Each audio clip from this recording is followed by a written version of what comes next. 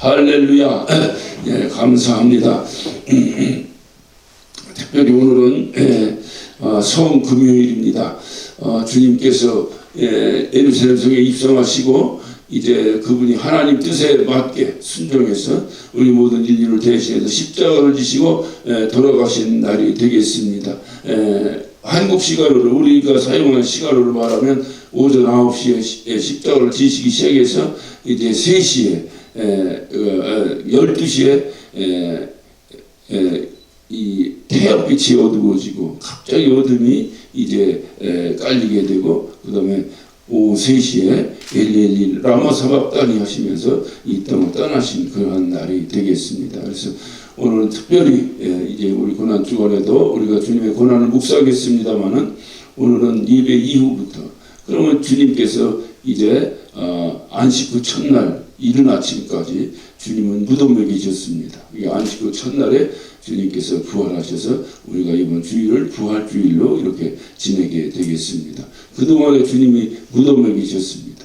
우리도 그러한 마음으로 여러분이 침묵하면서 특별히 세상에 묻은 잡다한 여러 가지 일들도 여러분 직장일 때문에 업무 때문에 하는 건 모르지만은 이렇게 그런 것 때문에 여러분의 어떤 이제 마음의 격동함이나 또는 뭐 이렇게 어떤 마음 아픔이나 이런 세상적인 관심보다는 특별히 주일날까지 주님과 함께 깊은 묵상 가운데 가는 그런 어떤 날들이 될 수 있도록 그렇게 해 주시기를 바랍니다. 하나님의 말씀 마가복음 15장 33절부터 39절까지 보겠습니다. 제6시가 되면 온 땅에 어둠이 임하여 제9시까지 계속하더니 제9시에 예수께서 크게 소리 지르시되 엘리엘리 라마 사박다니 하시니 이를 번역하면 나의 하나님 나의 하나님 어찌하여 나를 버리셨나이까 하는 뜻이라. 곁에서 뜬 자 중 어떤 이들이 듣고 가로되 보라 엘리야를 부른다 하고 한 사람이 달려가서 해용에 신 포도주를 머금게 하여 갈대를 꺾어 마시고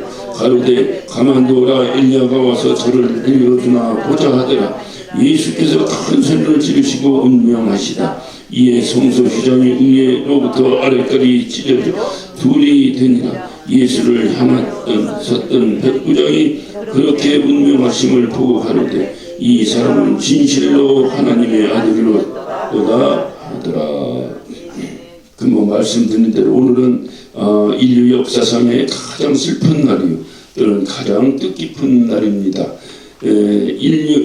인간이 육체로 오신 하나님을 처형하신 날이기에 가장 슬픈 날이고 또 육체로 입고 오신 하나님 예수 그리스도께서 모든 인류의 죄를 담당하시고 대신 죽으신 날이기 때문에 뜻깊은 그러한 날이기도 합니다. 우리가 다른 말로 말씀을 드리면 하나님께서 우리의 죄로 인해서 진노하셔서 그 진노를 아들에게 퍼부시고 그래서 아들을 죽이시고 오늘 그래서 우리 예수님 우리 그 외치시는 가상치연 가운데서 엘리엘리 라마 사박다니 어찌하여 나의 하나님 나의 하나님 어찌하여 나를 버리시나이까 할 정도로 아주 애절한 통곡을 우리는 듣게 되는 그런 날이 되겠습니다.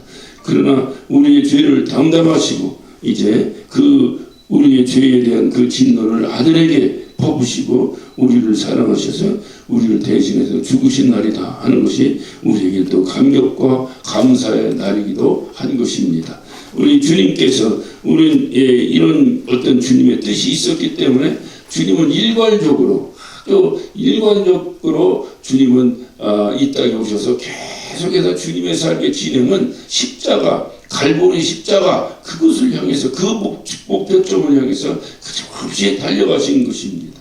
우리가 한번 되돌아보면 주님의 이 일관성 있는 이러한 어떤 이제 주님의 삶이 아니었더라면 주님이 십자가에서 못 박혀 돌아가시는 이런 삶이 아니었더라면 과연 저와 여러분은 어떤 모습이 되었으며 어떤 삶을 살게 되었는가 하는 것을 우리는 정말로 주님의 그 고난에 우리는 정말로 감격하며 감사할 수밖에 없는 것입니다.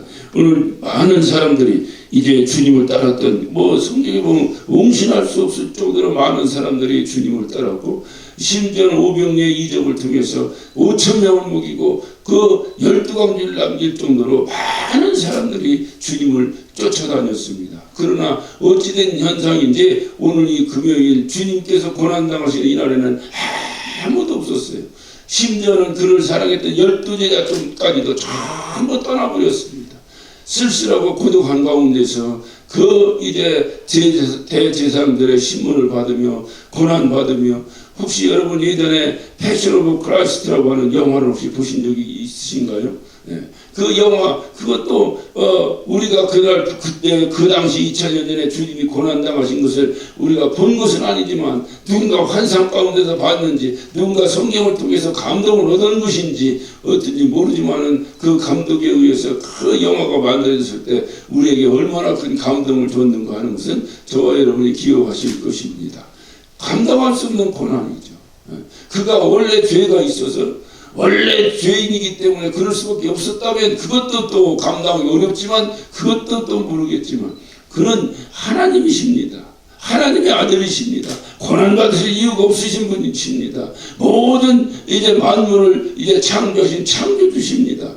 그런 분이 피조물의 손에 의해서 채찍에 맞아가며 고난당하면서 조롱당하면서 거기서 판결을 받고 결국은 그 빌라도는 그에게 무죄한 자라고 선언했음에도 불구하고 어쩔 수 없이 그의 유죄를 찾아서 그가 죄인임을 이제 어떤 거 정지하고 그래서 그에게 십자가형을 내리시는 그 고난과 고통의 현장에는 그렇게 수많은 사람들이 따라다니는 수많은 사람들이 하나도 없었습니다.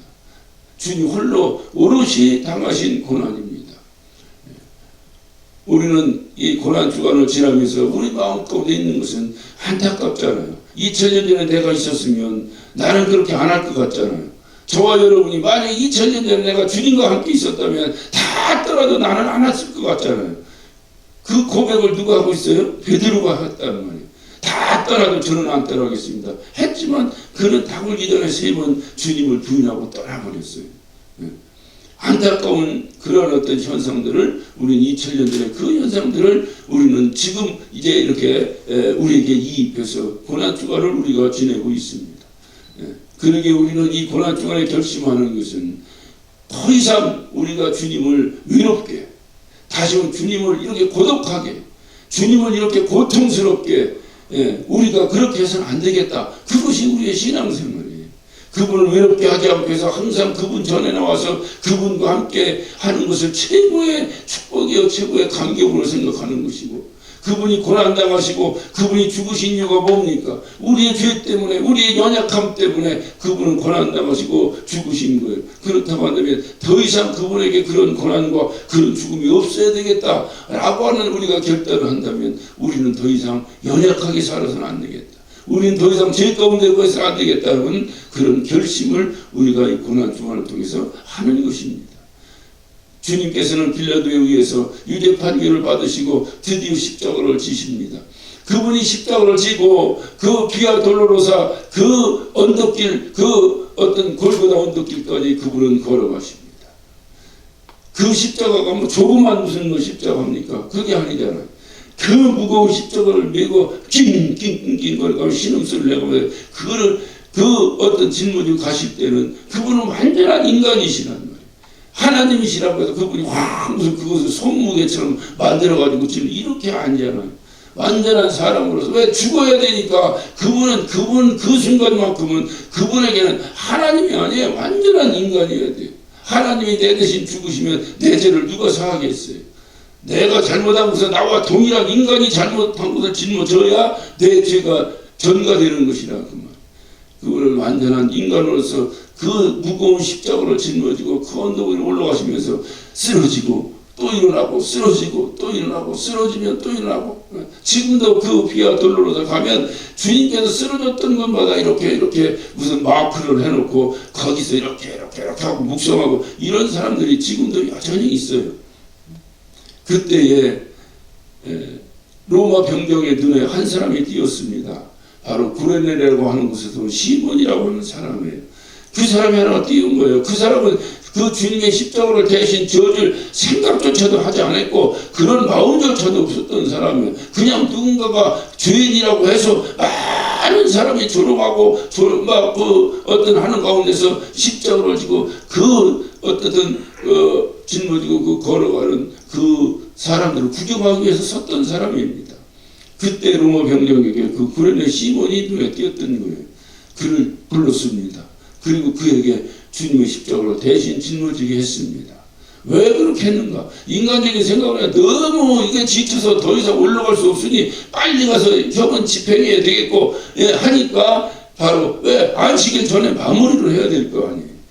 그래서 아마 옆에 있는 사람 힘이 좋게 생기니까 그 사람에게 대신 지게 했는 인간적인 생각이 있었는지 모르지만 우리는 그가 구레네 시몬이 그거를 짊어진 그 장면 속에서 우리는 하나님의 뜻을 또 깨닫게 되는 것입니다.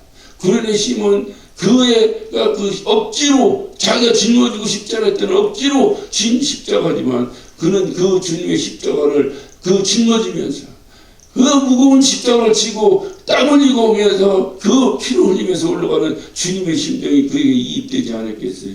주님의 사랑이 이입되지 않았겠어요? 그 이후로 그의 개인적인 역사는 이제 성경에 나오지 않지만 그의 아들 알렉산더 루프라고 하는 사람이 있어요. 그 사람은 바울의 정말 진실한 동역자가 되었습니다. 그러니까 십자가는 억지로 지었지만 그러나 그 십자가를 짐으로 그리스도의 사랑을 깨닫고 그의 자녀들은 사도 바울의 아주 진실한 동역자가 되었어요. 그것뿐만이 아닙니다. 그 구레네 시몬의 부인은 사도 바울은 로마 16장에 무슨 추억의 무슨 앨범을 펼치듯이 자기의 사역 가운데서 자기를 도왔던 수많은 사람들에게 안부를 묻는 장면이 로마 16장에 나오지 않습니까? 저는 다른 부분 가끔 그 장면을 항상 이렇게 묵상을 합니다. 저희 목회 여정 가운데 과연 누가 과연 나는 이 양반 때문에 내 목회를 계속 해왔다고 내가 과연 누구를 기억할 수 있을까라는 그 기억하고 싶은 마음에서 항상 그 장면을 제가 자주 읽습니다. 그 장면에 보면 바로 이는 나의 어머니다. 이는 나의 어머니다. 구레네 시몬의 부인을 향해서 이는 나의 어머니다 라고 할 정도로 찬사를 보냈어요. 얼마나 바울에게 있어서는 정말 어떤 애틋한 사랑과 정을 나눴던 바울의 동역자겠습니까?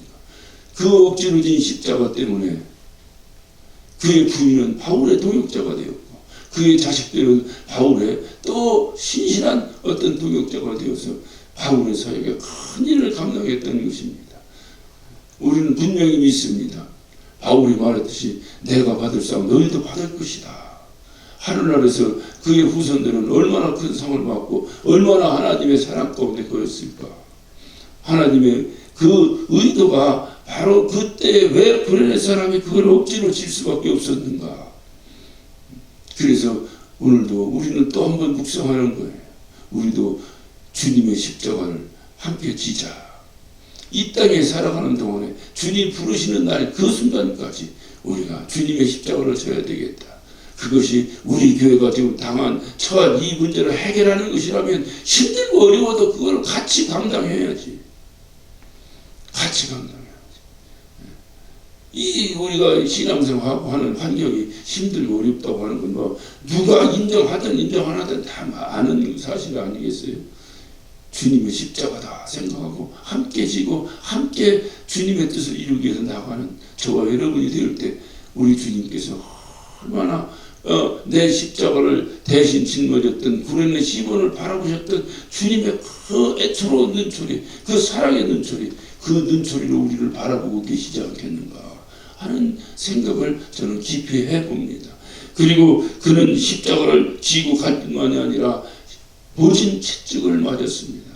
한번 채찍에 맞을 때마다 여러분 이 채찍이 그냥 가죽끈이 아니에요. 주님이 그 고직에 의하면 주님 등허리에 난 상처나 뭐 이런 여러 가지를 볼 때 그 가죽 채찍 끝에 이렇게 땅콩 모양의 그 쇳덩어리가 이렇게 달려 있었다는 거예요. 한번 상상이나 해보세요. 그 채찍으로 후려칠 때 끄트머리 했던 쇳덩어리까지 달렸으니 이 채찍이 몸에 얼마나 착착 감겼겠어요. 한 번 맞을 때마다 등어리가 쫙쫙 갈라지고 찢어지는 고통, 감당할 수 없는 고통, 모멸감은 말할 것도 없지만은 그 아픈 고통을 누가 감당할 수 있겠습니까? 그 엄청난 고통을 당하셨는데 그것조차도 하나님께서는 이렇게 말씀하십니다. 저가 채찍의 마름으로 너희가 남을 입었도다. 그가 그렇게 고통당하는 그 고통, 그것 하나조차도 하나님은 사용하셔서 자기 아들을 모질게 사용하셔서 우리의 모든 질고와 고통을 해결하시는 도구로 사용하셨다고 하는 사실입니다. 얼마나 감격하고 감사한 일이겠어요. 예전에 그런 우화가 있어요. 돼지하고 양이 있습니다. 돼지하고 양이 있는데 돼지가 불만이 있는 거예요. 마음속에. 그 왜 불만이 있는가? 양하고 둘이 이제 불만이 있는데 난 불만이다. 돼지가 얘기합니다. 양에게. 그 뭔 불만이니까 나는 정말 내가 이게 살찌우는 게 나 좋아서 살찌우는 게 아니라 인간들에게 먹이가 되기 위해서 내가 살찌는 건데 이렇게 살쪄서 내가 나를 죽여서 심지어는 뭐 살코기뿐만 아니라 내장까지 그것뿐이냐 뼈다귀까지 완전히 나는 정말로 인간들에게 다 바치고 살아가는데 왜 인간들은 나보고 돼지 같은 놈 하고 이렇게 고맙다고 표시는 안 하고 이렇게 나를 조롱하는가? 양을 향해서 그럽니다. 야, 양, 너는 뭐냐? 너는 아무것도 안 하면서도 너는 양이라고 주인의 칭찬을 받고 나는 왜 그러냐? 그러니까 이 양이 그러더라는 거예요. 너는 죽어서 주인에게 너의 모든 것을 주님께 드리는 거지만 나는 살아있을 때 내 털을 깎아서 드리고 있다. 여러분 무슨 의미인지 아시겠어요? 죽어서 가는 거는 그런 가는 건데 양은 살아있을 때부터 했다는 거예요. 양털을 깎아서 주인을 기쁘시게 했다는 겁니다. 우리 주님께서 죽으셔서 그 이후에 그 죽은 다음에 그것 때문에 그것이 하나님께서 그의 죽음을 사용하신 것이 아니라 그분은 살아계실 때 이토록 고통을 당하시면서 정말 이 채찍에 맞으면서 살이 쫙쫙 찢어지면서 그러면서 우리의 모든 고난과 고통을 감당하신 거예요. 오늘 이 시간에 여러분 귀에 주님의 신음소리가 들리지 않습니까? 바로 그 고난이 하나도 땅에 떨어지지 않냐고 모두가 다 우리에게 잉여가치로 이렇게 남아있다고 하는 사실입니다. 그것뿐만이 아니라 엄청난 조롱을 당했죠. 여러분 잘 아시지 않습니까? 그가 그 조롱당하면서 이루 말할 수 없습니다. 우리 예수님의 죄가 뭡니까? 우리 예수님의 죄는 자칭 그리스도다. 자칭 유대인의 왕이다. 그것이 죄목이라고 해서 십자가에다 그걸 딱 붙여놨지 않습니까? 자칭. 그러니까 이 사람들이 조롱하는 거예요. 네가 왕이면 왕관을 써야 될 거 아니냐. 어떻게 왕이 이렇게 초라하냐 해서 그 왕관을 만들어준다고 하는 것이 그 사막에 가시던 분을 그 나무, 여러분 사막의 그 나무들이 얼마나 척박한 곳에서 그게 살아갑니까? 이 우리처럼 이렇게 화렵 속 이렇게 잎사귀 넓고 이런 나무들은 물이 많고 이렇게 비도 많이 오는 데서 자라는 나무지 사막에 가면 할 수 있는 한 물소비를 적게 아니 물이 적으니까 물소비를 적게 해야 되고 할 수 있는 한 그런 어떤 나무 잎사귀를 적게 해야 되기 때문에 그래서 다 선인장 같은 것이 사는 거예요. 전부 다 잎사귀가 가시처럼 이렇게 돼 있잖아요. 얼마나 그 가시가 한지 지금도 사막에 달려가다 보면 바람이 불면 그 가시나무가 뿌리가 깊게 내려있지 않으니까 뽑혀서 대고대고 굴러다닙니다. 이렇게. 그 굴러다니는 것을 자동차가 지금 이 좋은 타이어를 가진 자동차가 지금도 달려가다가 그 나무를 탁 타고 넘어가는 순간은 반드시 펑크납니다. 그 타이어가 구멍이 뚫릴 정도로. 그렇게 그 어쨌든 강렬한 가시나무 독성도 있는지 모르지만 한 번 이렇게 찔리면 반드시 굶어 염증이 생깁니다. 그런 것 같은데 그런 나무를 가지고 자기들이 멸류관 무슨 왕관을 만들어 가지고 예수님 머리에 씌우는 거예요. 네가 왕이니까 왕관을 써야 될 거 아니냐. 그래서 주님이 가시관을 쓰신 거예요. 그게 가시관 쓰신 게 그냥 뭐 멋있게 쓴 게 조롱받기 위해 쓴 거예요. 조롱. 이 사람들이 조롱하기 위해서 그걸 씌운 거예요. 세울 때 그냥 살짝 세웠겠습니까? 꾹 누르는 순간에 이마에서 상처가 나고 피가 뚝뚝뚝뚝뚝 떨어지는 그런 조롱을 당하는 거예요. 그것뿐입니까? 그에게 절까지 하면서 왜 절합니까? 경배하기 위해서 잘했습니까? 조롱하기 위해서 잘하는 거예요. 네가 왕이니까 아이고 왕이야 왕이하고 조롱하느라고.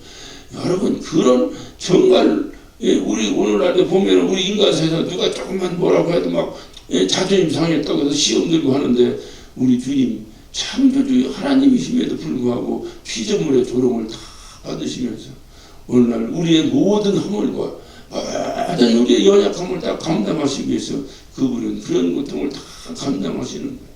그것도 십자가상에서 그 고통 가운데 있는 그 태양볕 그 장렬한 태양볕 밑에서 물과 피를 다 쏟으셔서 죽을 수밖에 없었다고 한다면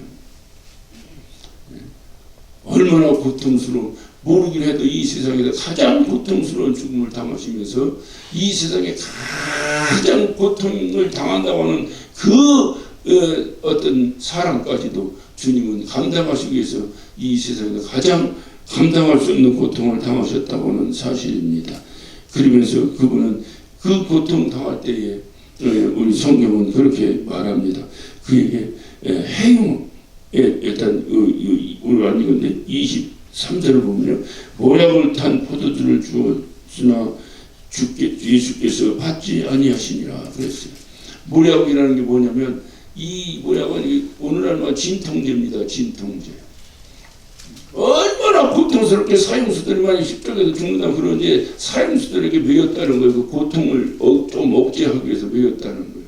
근데 주님은 그것조차도 마시지 않으셨어요. 왜? 그가 당하는 고통이 인류가 당하는 고통 가운데 최고의 고통이 되어야 되기 때문에 그렇습니다. 그래야 그의 고통의 범위 내에 우리가 들어가는 거예요. 이런 주님의 어떤 희생적 고통 때문에 오늘 우리가 영원한 생명을 얻고 하늘의 소망을 가지고 산다고 하는 이 사실이 얼마나 주님 앞에 감사하고 또 우리의 모습을 볼 때 얼마나 죄송스러운지.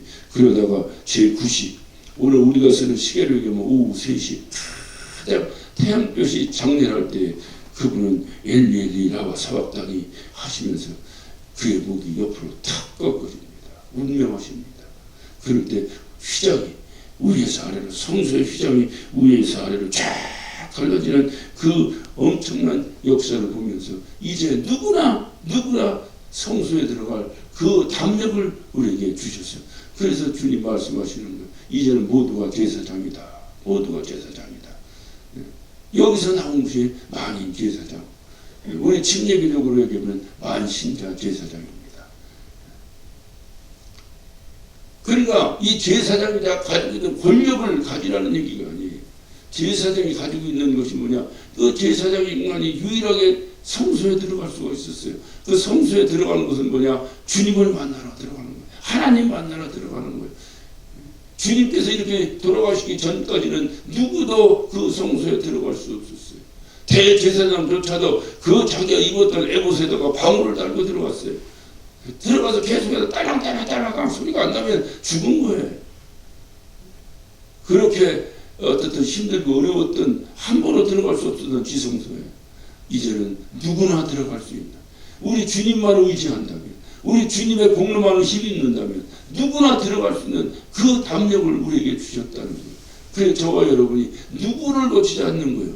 그래서 성경은 말합니다. 오직 하나님과 우리 사이의 중보자는 예수 그리스도 한 분이라는 거예요. 그 중보자 한 분이에요. 다른 중보자가 또 있다면 그 중보자는 여러분 앞에 우상이 될 것입니다. 이런 것들을 우리가 잘 아셔야 돼요. 그래서 우리 주님의 이 공로를 힘입고 우리는 정말로 이 오늘 금요일, 성금요일, 이 금요일, 이게 만약에 이 날이 없었더라면 우리는 어떻게 됐을까 생각하면서 오늘 하루가 여러분의 깊은 묵상 가운데서 주님을 의지하고 주님을 묵상하는 그런 날 되시기를 바랍니다. 주님 말씀하십니다. 나의 하나님, 나의 하나님, 어찌하여 나를 버리셨나이까? 하나님이 왜 예수님을 버리셨을까요? 이유는 한 가지입니다. 하나님은 의로우신 분이기에 죄를 용납하지 않는 거예요. 우리 모든 인류의 이 더러운 죄를 다 아들에게 씌우셨으니 그 아들을 씌우시면서까지 그 죄 때문에 우리 하나님은 아들을 버리신 거예요. 그 하나님께서 그에 의해서 그 아들이 버림받는 것 때문에 우리가 하나님의 아들이 된 거예요. 이것을 우리가 잘 기억하시면서 정말로 주님의 이런 고난이 우리에게 헛된 고난이 아니요 그냥 땅에 떨어지는 고난이 아니요 깊이 묵상하셔서 주님이 나를 위해 죽으셨으니 이제는 내가 주를 위해서 죽자. 주님이 나를 위해서 살려내셨으니 나를 위해서 죽으시고 살려내셨으니 이제 내가 주를 위해서 죽자. 내가 주를 위해 죽자. 그것이 우리의 신앙생활입니다. 우리가 주님을 위해서 죽자를 하면 부활은 우리하고는 아무 상관이 없어요. 부활이라고 하는 것은 죽어야 다시 살아나는 거예요. 우리 주님을 위해서 우리가 죽자. 이런 결단이 저와 여러분 가운데 꼭 있으시기를 바랍니다. 오늘 이 시간 이후부터 부활주일 주일 예배에 참석하는 그 순간까지 여러분의 모든 생각과 모든 묵상이 예수만을 생각할 수 있는 그런 하루가 되시기를 예수 이름으로 축원합니다.